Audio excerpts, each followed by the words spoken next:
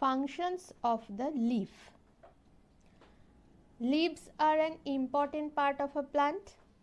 They perform various functions, but the two main functions are photosynthesis and transpiration. Photosynthesis, that means production of food. মানে গাছের পাতায় খাবার তৈরি করার যে প্রসেস সেটা হচ্ছে ফটোসিনথেসিস। তাহলে what is photosynthesis? The process by which a plant leaf prepares food from water and carbon dioxide in the presence of chlorophyll and sunlight is called photosynthesis. মানে ফটোসিনথেসিস মানে হলো সেই পদ্ধতি যেখানে গাছের একটা পাতা কি করছে, খাবার তৈরি করছে, ওয়াটার, কার্বন ডাইঅক্সাইড, ক্লোরোফিল আর সানলাইট, এই চারটে জিনিসের সাহায্যে গাছের পাতা খাবার তৈরি করছে। সেই পদ্ধতিটাকে বলা হচ্ছে ফটোসিনথেসিস। তাহলে পাশের ছবিতে তোমরা দেখতে পাচ্ছ একটা সানফ্লাওয়ার ট্রি।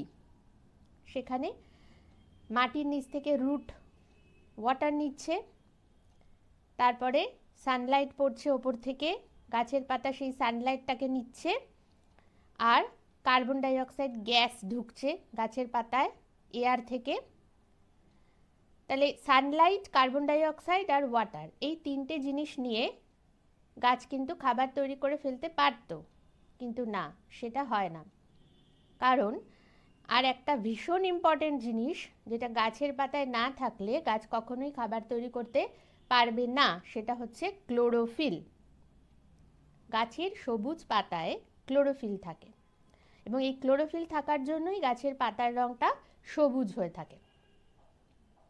তাহলে ফটোসিনথেসিস হবার জন্য কার্বন ডাইঅক্সাইড লাগবে, ওয়াটার লাগবে, সানলাইট লাগবে আর লাগবে ক্লোরোফিল। এই চারটে জিনিস নিয়ে গাছ কি করছে, খাবার তৈরি করছে। এবার কি কি খাবার তৈরি করছে সেটা আমরা এরপরে জানব। তাহলে দেখলাম two main functions of a leaf হচ্ছে কি, photosynthesis and transpiration. All green plants have the capability to prepare their own food and are therefore called autotrophs. মানে আমরা যত সবুজ গাছপালা দেখি সবাই কিন্তু নিজেদের খাবার নিজেরা তৈরি করতে পারে, কিন্তু আমরা পারি না। আমাদের বডিতে আমরা নিজেরা খাবার তৈরি করতে পারি না, কিন্তু গাছ পারে। তো গাছের এই যে ক্যাপাবিলিটি, এই যে ক্ষমতা, তার জন্য গাছকে একটা নাম দেওয়া হয়েছে। সব গাছকে একটা করে নাম দেওয়া হয়েছে, সেটা হচ্ছে অটোট্রপস। অটো মানে সেলফ, ট্রফ মানে হচ্ছে nourishment. This method of nutrition is called autotrophic nutrition. এই যে নিউট্রিশন অর্থাৎ গাছ নিজের খাবার নিজের দেহে তৈরি করে নিজের ডেভেলপমেন্ট বা গ্রোথে যে হেল্প করছে, নিজের নিউট্রিশনে হেল্প করছে নিজেকেই, এই যে মেথডটা, এটাকে বলা হচ্ছে autotrophic nutrition. What is photosynthesis আমরা জেনেছি, যে প্রসেসে গাছ নিজের খাবার নিজে তৈরি করে সেই প্রসেসটাকে বলা হচ্ছে ফটোসিনথেসিস। এবার তাহলে কি খাবার গাছ তৈরি করে? End products of photosynthesis. There are two end products of photosynthesis. Number 1 glucose, number 2 oxygen. গ্লুকোজের পাশে দেখো লেখা রয়েছে গ্লুকোজের ফর্মুলা, মানে গ্লুকোজের মধ্যে কি কি জিনিস থাকে। কার্বন, হাইড্রোজেন, অক্সিজেন, এই তিনটে জিনিস নিয়ে গ্লুকোজ তৈরি হয়। C6H12O6 কতটা পরিমাণে থাকে সেটাও দেখানো হয়েছে এই ফর্মুলার মাধ্যমে।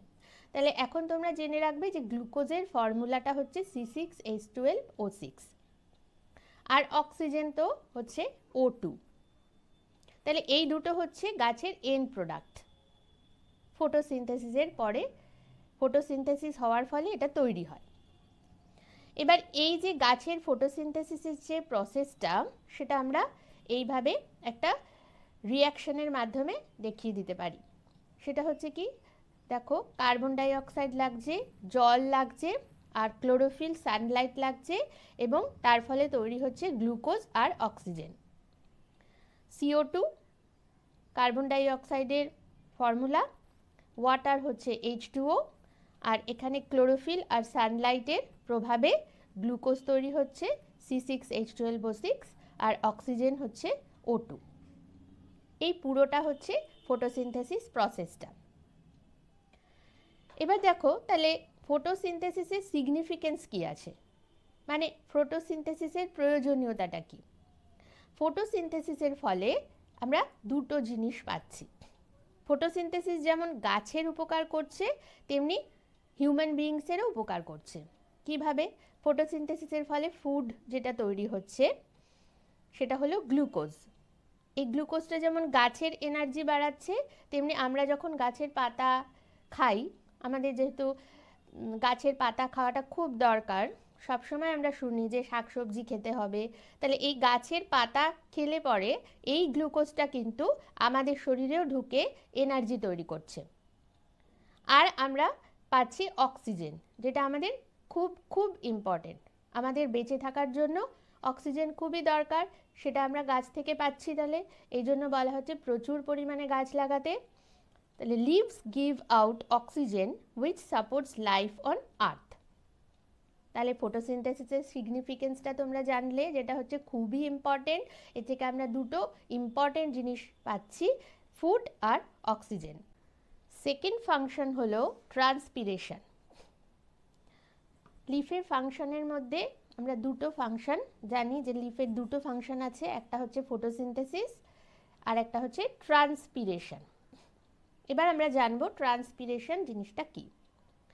Transpiration is the process by which water is lost in the form of water vapor by evaporation from the surface of leaves and other aerial parts of a plant.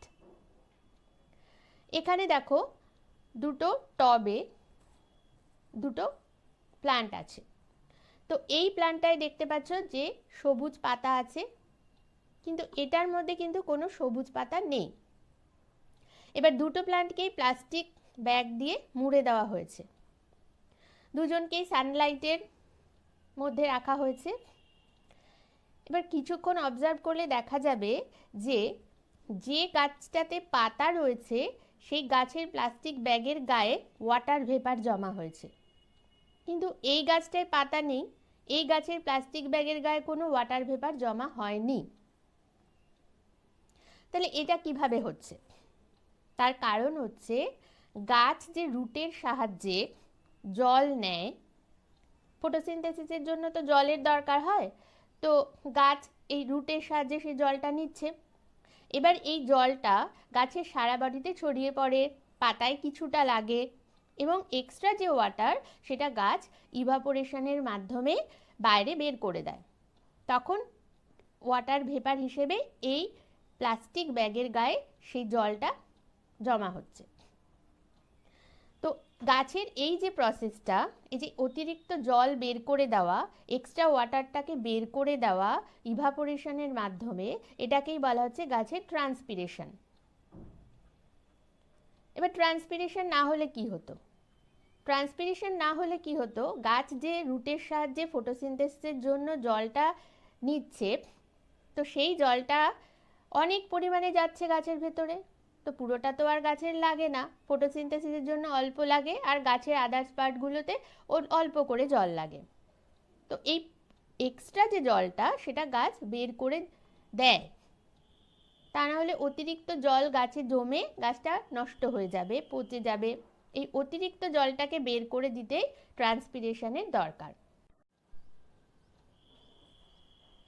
Significance of transpiration.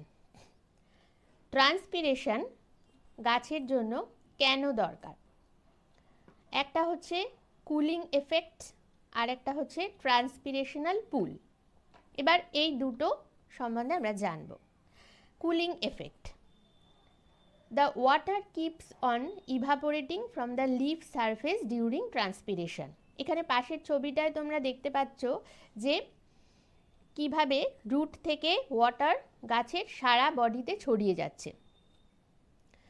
তাহলে water keeps on evaporating from the leaf surface, এবং এই যে গাছের বডিতে যে ওয়াটারটা চলে যাচ্ছে সারা বডিতে, তারপর লিভস থেকে ইভাপোরেশন হয়ে এক্সট্রা ওয়াটার বেরিয়ে যাচ্ছে। The heat required for evaporation of water is obtained from the plant itself, and thus the plant cools itself when it is hot outside.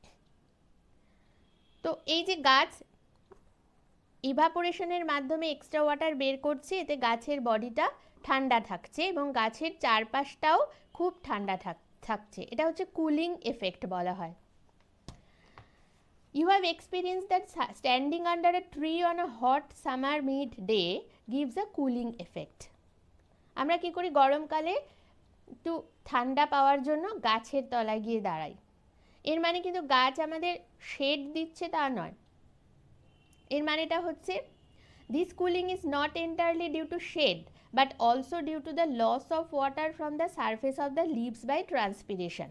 ট্রান্সপিরেশনের জন্য যে ওয়াটারটা পাতা থেকে বেরোচ্ছে, তার ফলে আমাদের গাছের চারপাশটা একটা ঠান্ডা এফেক্ট হয়ে যায়।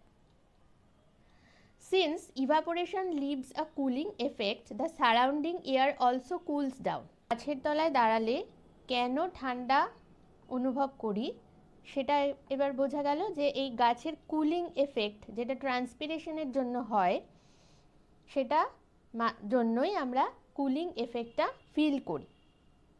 তাহলে ট্রান্সপিরেশন খুবই ইম্পর্টেন্ট, যেটা গাছকে ঠান্ডা করছে এবং আমাদেরও ঠান্ডা দিচ্ছে। Number 2, ট্রান্সপিরেশনাল pool. As water continually evaporates from the leaf surface, তোমরা পাশের এই ছবিটাতে দেখতে পাচ্ছ যে কন্টিনিউয়াসলি গাছ কিন্তু রুটের সাহায্যে ওয়াটার নিয়েই যায় ফর ফটোসিনথেসিস, এবং জল গাছের পাতা থেকে ইভাপোরেশন হয়ে যায় ট্রান্সপিরেশন প্রসেসের মাধ্যমে। তো এই প্রসেসটা কন্টিনিউয়াসলি চলতেই থাকে। তাহলে যখনই গাছের পাতা থেকে ইভাপোরেশনের মাধ্যমে জল বেরিয়ে যাচ্ছে, তখন একটা ব্ল্যাঙ্ক তৈরি হচ্ছে, তারপরে রুটের মাধ্যমে আবার জল উঠছে উপরের দিকে। এই রুটের সাহায্যে যখন জল ওপরের দিকে ওঠে, তখন মাটির মধ্যে থাকা যে মিনারেলসগুলো, ধরো সোডিয়াম, পটাশিয়াম, ক্যালসিয়াম, এই মিনারেলস যেগুলো থাকে মাটির মধ্যে মিশে, সেগুলো জলের সাহায্যে গাছের ভেতরে প্রবেশ করে। As water continually evaporates from the leaf surface, the roots pull up more water from the soil to make up for the water loss during transpiration. এবার as a result এর ফলে কি হচ্ছে, important mineral salts are also brought along with the water from the soil by the roots. These salts are necessary for the growth of the plant.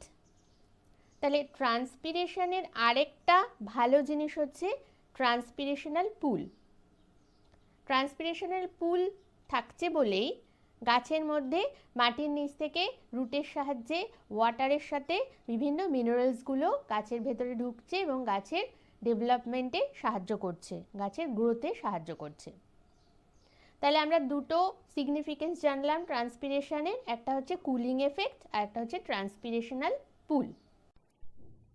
So dear students, we have completed our first chapter, the leaf.